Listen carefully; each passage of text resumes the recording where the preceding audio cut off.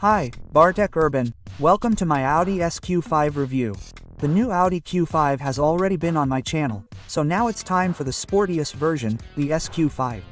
And this is an SQ5 that has regained its engine in Europe. Yes, it has, because in the previous generation in Europe, we had a 3-liter diesel, and in North America, for example, we had a 3-liter petrol. And I have absolutely nothing against Disney, because I consider them the best engines for the road. However, for sports cars, well, in my opinion, they don't fit. They don't fit for one reason, if only one: they don't sound as good as petrol engines. So let's hear the heartbeat of this SQ5.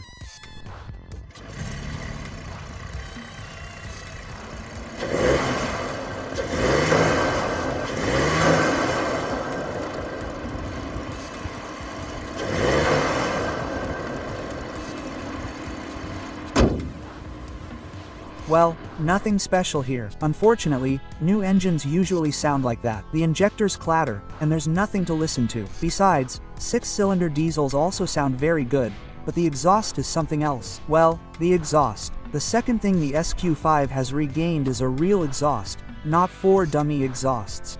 And now it had some sound, because the diesel predecessor had to resort to artificial exhaust sounds. Yes, the new generation no longer has that.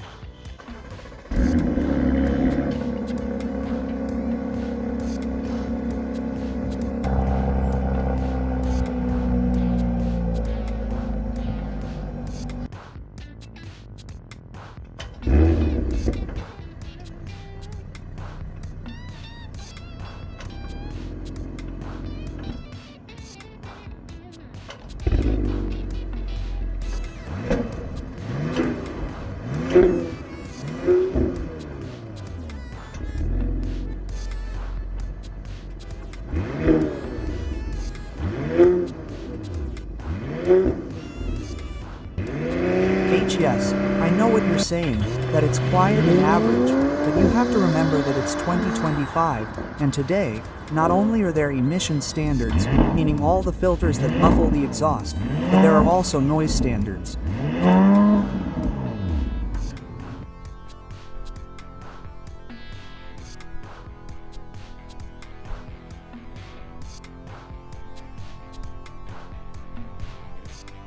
So let's be happy that the SQ5 makes some noise, especially on a cold start. You can hear the inhale has potential, and some tunnel will probably turn it into a masterpiece, because the V6s sound beautiful, but in my opinion, the way it is in this car now is enough. It's enough, because this is a family SUV, not a track-oriented street hooligan. An S3 or RS3 is a different story, not an SUV SQ5. By the way, you've probably noticed that this isn't an SQ5, but a true SQ5 Sportback, meaning the one with the hump, or if you prefer, the one with the smoothly sloping roof. You know, a SUV couture. While the previous generation Sportback didn't look very good in my opinion, I'm starting to get used to it here. There's probably a lot to this configuration too, because here we have a beautifully configured car, where the red paint complements the black inserts perfectly. And those black inserts are an option, because the base SQ5 has silver inserts, but you can choose a package that replaces them with black ones. We also have the optional 21E wheels, because the base is 20 inches, and this wheel obviously looks great, although a large wheel for SUV is a bit silly,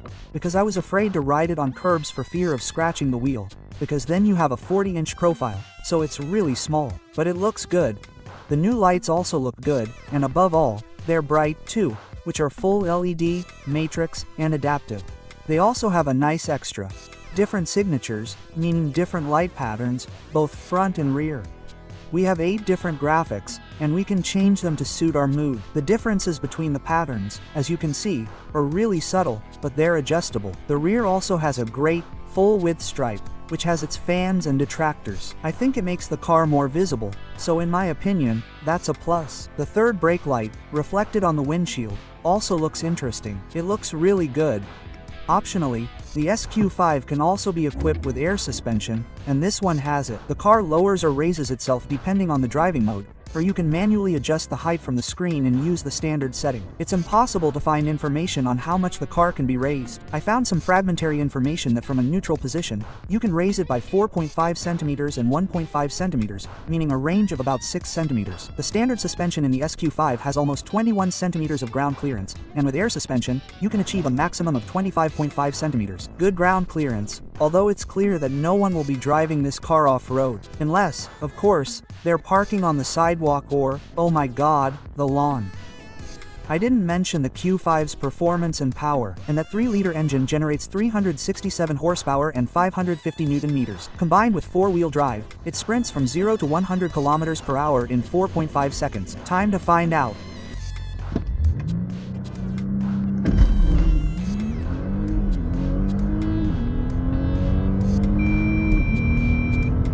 The result is a consistent 4.4 seconds, and interestingly, the car loses traction for a fraction of a second, although I'm not sure if it's from the 4 wheels or just the front. This car has the new Ultra Quattro drivetrain, meaning it's more front-wheel drive, with the rear wheels engaging, and it's not Haldex, much less a permanent torsion, although it's closer to Haldex, as it also has a clutch, but the design and controls are slightly different. But anyway, 4.4 seconds to 100 km per hour is a great time. Then it's a bit slower, and the 100 to 200 km per hour time is 14 seconds. That's still fast, but the competing BMW X3 also does 100 km per hour in 4.4 seconds, but 1200 km per hour in 12.5 seconds, which is a significant difference. However, the BMW has 30 more horsepower, if not more, because BMWs usually have quite a few bonuses. I also measured the SQ5 without the launch procedure in the slowest mode, and then the result was 5.6 seconds, which is over a second slower. But we'll only feel that in a direct competition, because on the road the car is very quick, responsive, and very isolated from the surroundings. The car is very well quiet,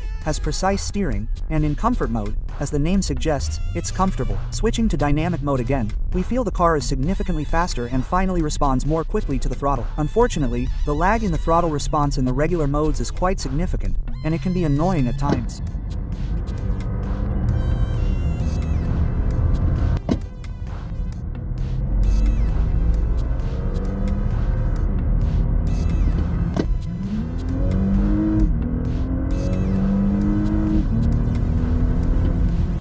As you've seen, even this dynamic mode doesn't guarantee immediate response. There's a slight delay. It's a shame, because once the car downshifts, it's very quick and sounds really nice.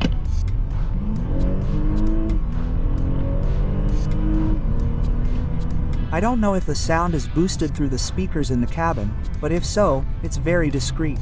The word discreet is perfect for this car, because it's actually hard to tell that it's a sports car, and that's both a plus and a minus. An advantage, because I like such quiet cars, but a minus for those who expect sportiness. Unfortunately, there's not much of it, although I know that sport and SUV are only in name, but there are cars that deliver more excitement. Although I must admit that the aforementioned BMW X3 also has the same excitement as that Audi. This car should be considered a very fast car. That would be true, in principle, because it's not an RS, but an S, and here, too, it must be said that this engine has a mild hybrid system that works like a regular hybrid. The car can start on electric power, run on it, and even turn off the engine while driving. The battery has a capacity of 1.7 kilowatt-hours, and the car regenerates energy. It behaves completely like a regular hybrid, but Audi calls it a mild hybrid, and it really works, because in the city I managed to get results under 9 liters. Yes, 9 liters, while driving calmly, of course, but the car weighs over 2 tons. 2 tons, 40 kilograms, to be exact, so that's an incredible result. On the highway, I think it's okay too. At 120 kilometers per hour, the car consumes 8.2 liters, and at 140.1, for a 3.0-volt 6 petrol engine with 370 horsepower and 2 tons of 4x4 drive,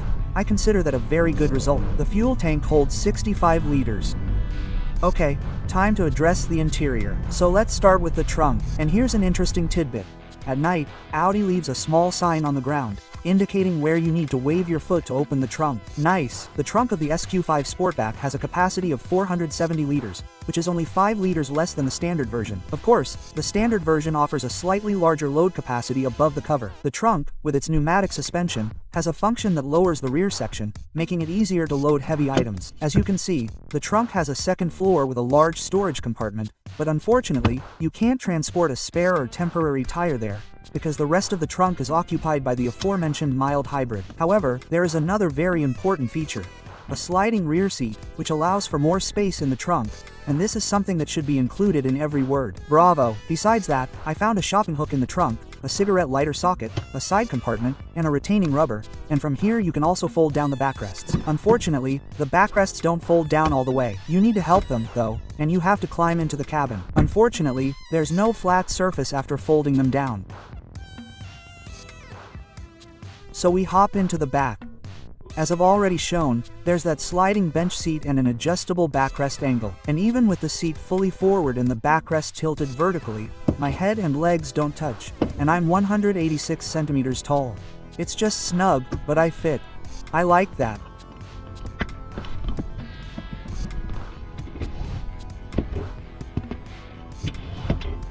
The middle seat can be folded down, giving me room for things like skis. There's also an armrest with space for cup holders, a separate air conditioning zone, USB ports, and, unfortunately, a high center console due to the four-wheel drive. Above us is the optional glass sunroof, and it's worth mentioning the leather and side trim, because as you can see, red dominates here, with red leather and red Alcantara on the side. It looks good. It's just a shame the plastic on the doors looks cheap. We hop into the front, where, thankfully, the seats don't look cheap and are very comfortable. They're fully electric, with heating, ventilation, and massage. And I'll add right away that the massage is very weak. I wouldn't recommend it, but the driving position and the comfort of the seat are excellent. The steering wheel is also electrically adjustable, and it's nice that there's a height-adjustable armrest. Manual, but it's there. And here's a curiosity. Look at how the S trim is mounted at the bottom, on the side, not the top. I don't think I've ever seen a car like this before. Okay, time for the interior, which I deliberately saved for last because, in my opinion, it's this model's biggest flaw. Seriously, the dashboard doesn't fit the Q5, and certainly not the SQ5 Sport version, as there's almost nothing sporty about it. Let's start with the gauges, which are very poor compared to their predecessor and older Audis. They're incredibly illegible and ugly, and have virtually no theme. You can change the displayed data, but it doesn't help. The gauges are simply ugly. The main menu isn't much better, but it can be salvaged by enabling Apple CarPlay or Android Auto. What also annoyed me a bit is that the steering wheel rim obscures the screen in the corner. The screen itself works reasonably well and has almost no lag, but, as I said, I'm missing something. The interior can also be equipped with a third screen for the passenger, which I consider a completely unnecessary gadget. The passenger can activate the audio or navigation, but the same can be done on the center screen. And if that weren't enough, the passenger screen uses a different technology, has poorer visibility, and gets very hot. The main screen is OLED, while the passenger screen is TFT. Like I said, it's a completely unnecessary gadget, but unfortunately, it's part of the package, so if you want better equipment, you'll also get the tablet. And if there's no tablet, there's maybe a piano black one, so I don't know which is worse. Oh, and the air conditioning, of course. You click on the screen, there are no physical buttons. That's always a weak point. Okay, check the materials and the fit.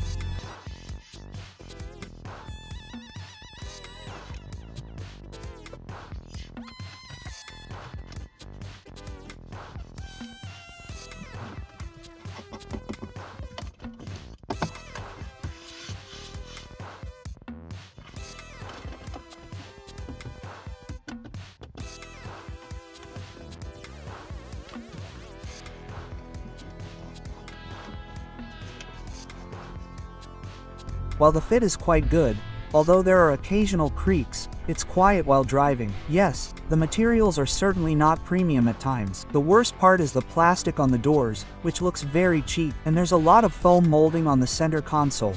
What also bothered me was that large handle on the driver's side, which has a touchpad with tons of functions. Not only does it look bad, it has too many functions, and I often had to spend a lot of time figuring out what I wanted to press. Plus, if you have smaller hands, it's difficult to close the doors. Okay, so there are storage compartments, and then we'll talk about the price. And before the price, the SQ5 can have a tow bar and tow a trailer up to 2,400 kilograms.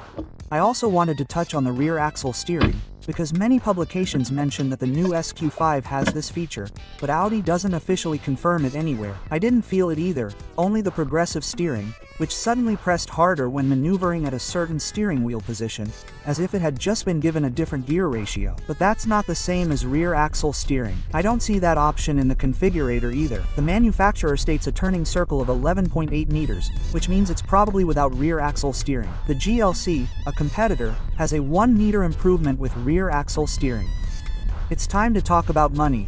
The base Audi SQ5 costs 368,000 Polish zlotys, and the Sportback version 379,000 Polish zlotys, meaning we're paying 11,000 Polish zlotys more for a slightly more sloping rear end and slightly less practicality, although we're really paying to stand out, as that seems to be the price these days. Of course, these are base prices. The beautifully configured example I tested cost 488,000 Polish zlotys, 110,000 Polish zlotys more than the base. Unfortunately, in this class, the premium SUV class, it's common for extras to cost a fortune. The entry-level BMW X3 M50 with 398 horsepower costs 375,000 Polish zlotys, a 7,000 Polish zlotys premium, while the Mercedes GLC 43 MG with 421 horsepower costs 410,000 Polish zlotys, a 42,000 Polish zlotys premium, and it only has a 2-liter inline-4 engine under the hood, while the competition has a 3-liter 6-cylinder. All cars reach 100 km per hour in 4.5 or 4.6 seconds. So, the Audi is the cheapest at the base level. The cheapest, but certainly not the worst,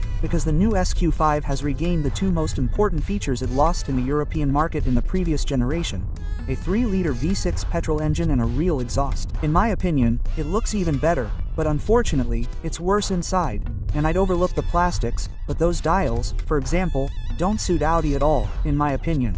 Not to mention the S model. If it weren't for the interior, this would be a great car. It's beautiful, spacious, fast, sounds great, and surprisingly, gets decent fuel economy. Of course, it's overpriced, like everything these days, and it's not a sports car. I'd call it sporty, but that can be both an advantage and a disadvantage. Hi.